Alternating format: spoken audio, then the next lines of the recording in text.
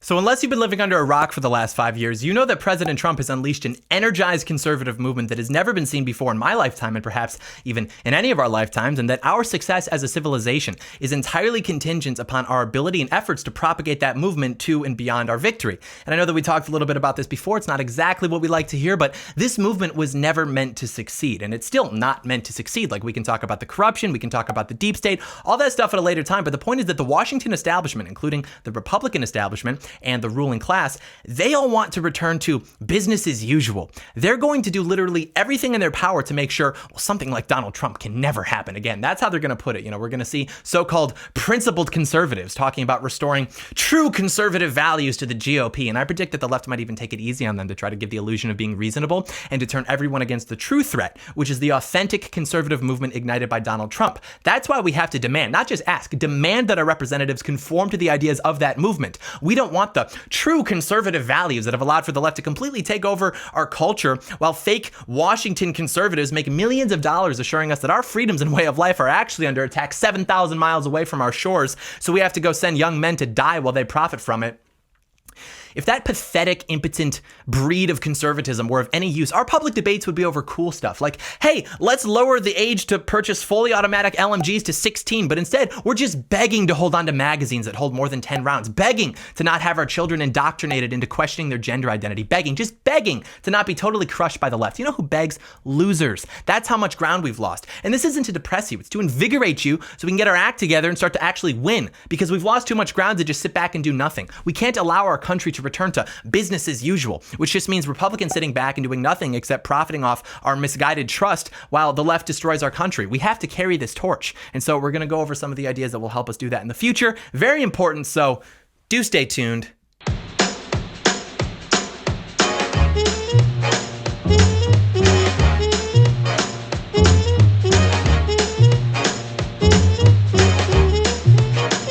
John Doyle in. Heck off, Commie. Hello there, ladies and gentlemen. Welcome to Heck Off Commie. This is your third and final reminder that the long-awaited, much-requested Heck Off Commie Discord server is up and running. It's very epic. It's a lot of fun. So if you want to join that, just go to heckoffcommie.com, get a membership. It's only $4, and then you access a bunch of epic stuff while also supporting the channel. Very cool. Very excited about this one. People who have memberships and keep up with the book recommendations might remember that a couple months ago I recommended this book by my friend Ryan Gerdusky, all about why Donald Trump won the election, what led to it, etc. And so the other night I finally got a chance to start reading it, and he included a bullet point list in the preface of the book with 9 beliefs that best encompass what we're talking about. So definitely pick up a copy of that book. But you might hear some of these and you think to yourself like, yeah, of course, obviously I believe this. And then you might hear others and think, well, now wait a second, I'm not too sure about that. But I'm going to just kind of explain what I think when looking at them. And then I think that you'll find that you actually agree with almost all of them. And also very important to note is that the country agrees with almost all of them, if not all of them, which is why these are things that conservatives really need to nail into the minds of the public if we want to be successful in the future. Not only because they're appealing, right? But because they're true and because they will make our lives better. It's one thing to tell voters what they want to hear, oh, hey, free stuff. But it's another thing to tell them things that they want to hear because we all know instinctively that they're correct and they're what's best for us as a nation. And so really quickly, I want to point out 2 things. Firstly, if you look at the way people voted in 2016, you look at where they stand on the issues in comparison to each other and then who they voted for, what we find is that there was a much greater divide between people on social issues, on issues of identity, than there is on economic issues. And I know that people are skeptical of these political compass type models, but this one actually analyzed a dozen specific and different issues and then quantified attitudes from there. So I think it's actually pretty accurate. But what this tells us is that for the time being, the issues that are going to decide our future are social issues. The tug of war is over questions of identity, questions like, what does it mean to be an American? Is America good, and should America be preserved? What do we stand for as a people? Are we proud of what we've done? Are we proud of what we've done as a people? Are we proud of our history? Do we celebrate our history and the people who've dedicated their lives to the service of this country, not only through innovation and conquest, but also through defending its sovereignty? Those are the questions that decide the existence and future of a nation. Questions about economic issues are unequivocally downstream from issues of identity. Now is not the time to be debating the free market versus the Department of Energy within the context of efficient allocation of resources, because I can promise you that if we don't take our culture back, none of those issues are going to matter, because we won't even have a country anymore, because they are openly calling for the fundamental uprooting of our country to be replaced with their progressive utopia. Once we take the culture back, we can focus on all the other things. But right now, that's just not where we should be directing resources. You're not going to get socialism because they've convinced people that that in itself works. You're going to get it because they've convinced people that America in itself is inherently evil and can only be fixed with their worldview, which includes socialism and everything else needed to destroy America. And so as we can see in the graphic, the people who voted for Trump, that energized base, we're not energized because we're like, wow, Trump just cited the Laffer curve in a speech. I just get so giddy for tax policy. No, it's because we're like, yes, America will be put first. Shut up, China. Shut up, Europe. Shut up, Mexico. I'm not apologizing for being born in the greatest country on earth anymore. And yes, we actually are going to put our people first once again. That's what got Trump elected, because these are issues that matter to people. They're the most important. And the other thing I wanted to point out really quick, look at Tucker Carlson. He's been breaking all-time records for cable news recently, and he's right there in the red with the core of Trump's base. This is where we are right now, and we have to capitalize on that. Once we take the culture back, we can debate all the other things. But if we don't use this momentum while we have it, then it will be too late and it won't even matter. And Ben Shapiro even, he just wrote a book talking about some of these things, and he didn't support Trump in 2016. So kind of seems like we're all kind of waking up to the fact that if we have a future, it's going to be with these ideas. So we'll go through these now, but some people are going to be like, well, now, wait a minute. Why didn't you bring up the Second Amendment or things like that? And it's because those are obvious. Those go without saying.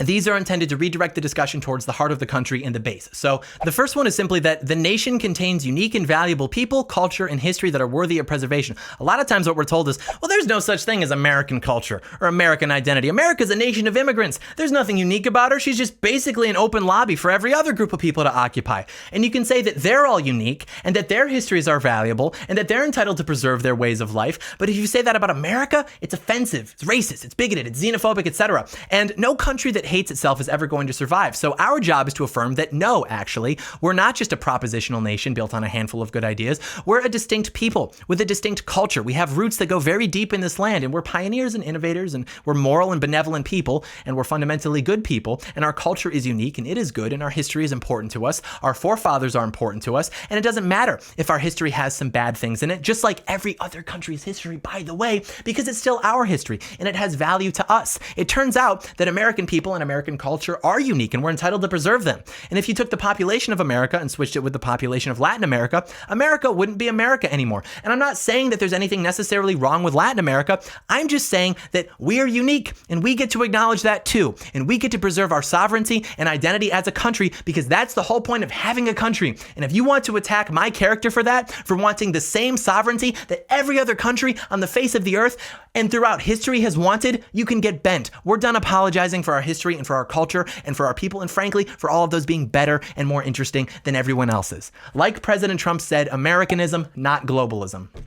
So the next one is that the government exists to protect its citizens. All government policies, especially on trade, sovereignty, immigration, austerity, and wars, should serve the interests of the people. Literally, the whole reason we have a government is to serve the interests of the American people. That's what they all swear to do, but unfortunately, no one ever got rich shilling for the interests of the American people. And we can get into the specifics of all the different genres of policy and ascertain what best serves the interests of the American people within those contexts. But to suggest that in any of those contexts, the interests of the American people should be put second to the interests of another country, whether that's out of a misguided sense of moral obligation with things like endless wars in the Middle East, or bankrupting our country to make China wealthier because we think it'll make them embrace democracy, or even allowing for mass immigration into our country that displaces native-born Americans. These are things that are not good for American people. And perhaps once we take care of our own people, and we take care of our veterans, maybe then we can start worrying about how we can help the rest of the world, which, by the way, we've done more than any other nation in history. But for the time being, it's fair to say that we need to stop allowing our ruling class to sell us out to foreign adversaries.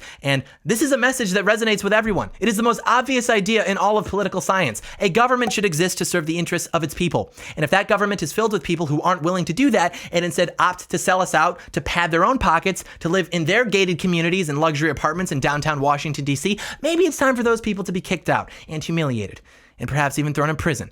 Whatever. That brings us to the next one, which is that those in government should live by the same laws of the people they govern.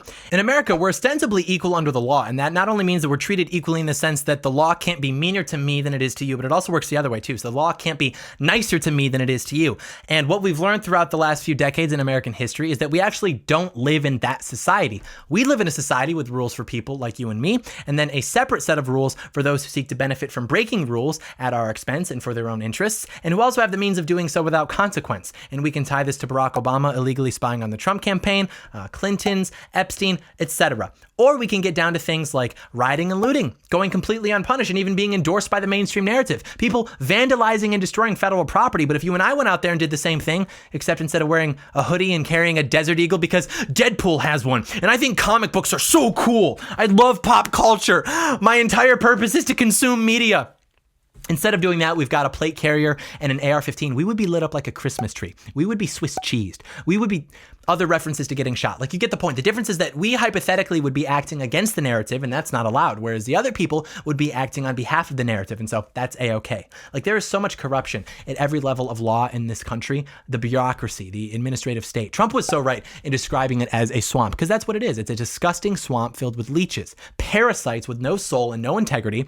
And say what you will about having a king, but at least the odds are a little bit better. Like, in that system, you've got a son who's born into this family that's been in charge of protecting these people, and maybe you don't want to become a king, but it's your duty, and so you're raised to learn how to be strong and righteous, and you care about the people you govern. Or maybe you end up being a total jerk and they cut your head off. The point is that, at least in that system, the odds seem to be a little bit better. Whereas in our system, since we have democracy and everyone's vote counts, the type of people that are attracted to holding office and the type of people who are successful at obtaining it are the absolute scum of society. They're lying, power-hungry sociopaths with no integrity. It is literally a matter of wanting power and wealth and then lying to everybody to get it without any regard for anything other than your own greed and your own pride. And this is the case with very few exceptions. So the point is that the American people are sick of having to pay for speeding tickets while we let the ruling class literally get away with murder.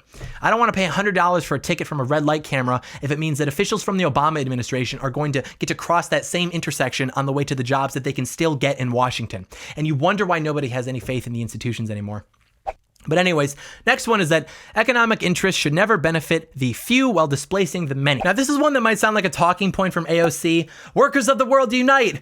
We will dismantle oppression board by board. But, again, we can get into the specifics of all the different things, but this is largely why Donald Trump won. And this doesn't mean that billionaires shouldn't exist or all companies should be worker cooperatives. The CEOs are evil. It just means that the economy of a country exists to benefit the people in that country, not the other way around. We don't work for the economy works for us. And this means protecting our manufacturing jobs, our mining industry, our logging industry, and having trade policy that does the same and is actually oriented towards bringing those jobs back and keeping them here because they were sold away to the lowest bidder by these giant corporations, and middle America was hollowed out as a result. That's why Trump won. He promised to bring those jobs back. And I swear to God, if I get one of those libertarian think tank dweebs, like one of those people who just defaults to abstract concepts with no regard for the practicality of the real world, like, I read a book that was written in 1946 about theoretical economics, and Henry Hazlitt says that the money saved by the businesses will be reinvested into the economy and new jobs will be created and the products will all be cheaper as a result, so we all get to consume more. Okay. Interesting. Let me digest that. Oh yeah, that just didn't happen, right? Like what you said, yeah, that went ahead and just didn't happen. He was wrong. The jobs just went away, and the jobs that may have been created as a result are all in the information economy. So your libertarian, free trade, open borders, we're not Americans, just dollar signs, economic policy now has whatever is left of those jobs being competed for by more Americans, and then millions and millions of low-skilled immigrants, but your dad got to pay like $30 less for the TV he gave you for your birthday. What a joke.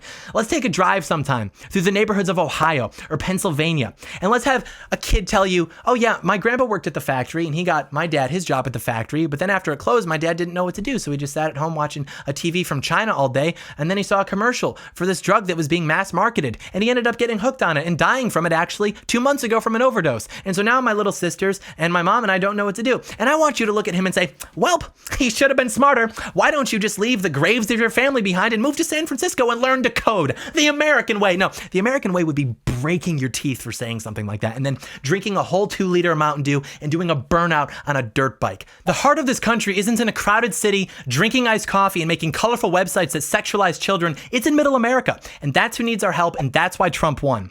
And on that note, speaking of taking care of our people, get into the next one, which is just that we should nation build at home, not abroad. Our resources should be going to American people, to American infrastructure, American communities and cities, and once that's taken care of, we can start building for other countries. And only after that, after we've taken care of our own people, can we start to send billions of dollars in foreign aid to other countries? Can we spend billions of dollars sending troops to provide security for these countries that give us nothing in return? There's no reason to take money and young men away from American homes and then just throw them at other countries just to see what the heck happens, other than if you were maliciously profiting from it. We come first. American people come first. Our prosperity is prioritized.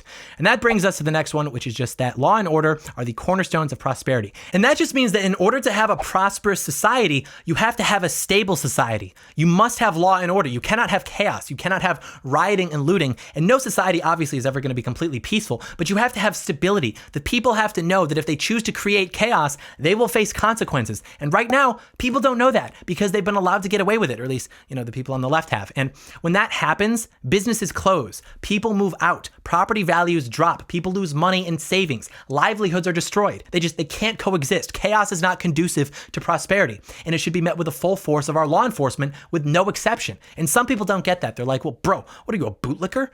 You want police to stop rioters from destroying local businesses? Okay, bro, have fun licking boots. And it's like, no, but if you don't let the police do their jobs, then the rioters are just going to pull you out of your car and punch your head like frickin' Randy Orton, which literally just happened the other night. And from what I know, the guy still hasn't regained consciousness because his head smacked into the pavement and bounced. And of course, the media have completely refused to cover it. And that brings us to the next one, which is just that the media more often than not distort the truth and divide countrymen. We like to think of the media and journalism almost like this noble profession, people working real hard to get the scoop, to break the big stories, the big exposés, but that's just not the case anymore. These people are activists. They don't even pretend to be objective anymore, for the most part. They've become celebrities. They are making tens of millions of dollars between speaking fees, book deals, public appearances, etc. And so we have to seriously wake up to the fact that the fake news media is literally profiting off the division of the American people. And perhaps we should start to consider how long we're going to allow that to happen. Here's a thought experiment.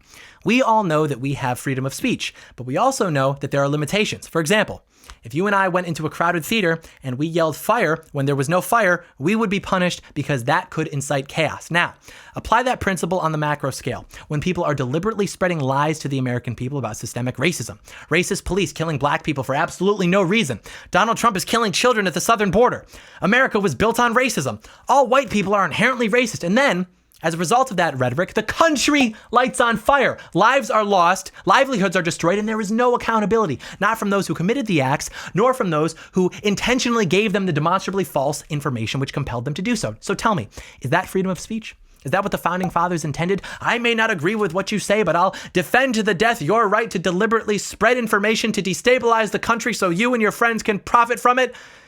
And to anyone who's like, oh, but big government, you're going to get big government anyways if you don't hold these people accountable. What do you think happens to a completely destabilized country?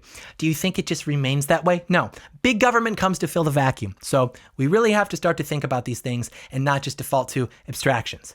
And speaking of big government, the next one is that no industry, including technology, should have more power than the state. Now, we hear this and we're skeptical because we hear state and we hear power and we immediately think George Orwell. But all this means is that power can be used against people to infringe upon their rights and exploit them. We know this. This is why we're skeptical of government. But that being said, tyranny is not reserved only for government. You can have tyranny from private actors. Just look at big tech. And so what this means is that if there are going to be competing interests in society and competing powers in society, then the one that should have the most power is the one that was established, at least in theory, to serve the people. And the reason for that is that it is easier to hold an establishment like that accountable for wrongdoings since it's in clear violation of its purpose. And also that it's the only establishment that could ever hold the other establishments accountable since it's the law. And you might roll your eyes at this and think, well, the government's never held accountable. Sure, but how do you expect to hold Twitter or Facebook censoring speech accountable if not with the government? What about companies mass marketing drugs to profit off getting Americans addicted? The point is that if you allow these competing interests to have the most power in society, then not only are they going to infringe upon your rights just like the big government would, but they're also going to have enough power to buy off the government from ever holding them accountable, which is basically what we've seen for the last few decades. So the reason we want the state to have the most power isn't because we want there to be like these huge amounts of power over us in general, but rather because at least we can theoretically vote people out and we can hold the people accountable like with the state. But we can't do the same with Google. And the only entity that could ever hold these companies accountable would be the state. And if Google has power over the state, then no one's going to help you. So the last one is the preservation and prosperity of the family should be the main priority of government. We talk a lot about this on the channel. We know that government's purpose is to serve the society, and society is just comprised of families, and the health of the nation is entirely contingent upon the health of the family unit. So if we want to build a strong, moral, prosperous, and free society, then we have to orient the administration of that society towards serving the family and doing what is best for the family, not arbitrary groups like black people, gay people, women, immigrants, all the categories that the left likes to use, just simply families. That is the priority. And if we did that, literally all the problems that we face as a country would decrease by north of 40%, roughly speaking, within about 2 decades. Hey guys, if you like this video, give it a thumbs up, leave it a comment, subscribe to the channel, turn on notifications, and of course, share the video with a friend. A note on that one, YouTube is only going to give us so much room. They're not really a big fan of us. So the best thing that you can do is like share the video with friends, with family, with other conservatives that you want to see me collaborate with. Spam their Twitter, spam their Instagram. That's the best way for us to grow. I'm mobilizing the Zoomers. Share the videos. And the millennials. And if Gen X and the boomers can figure it out, then them too.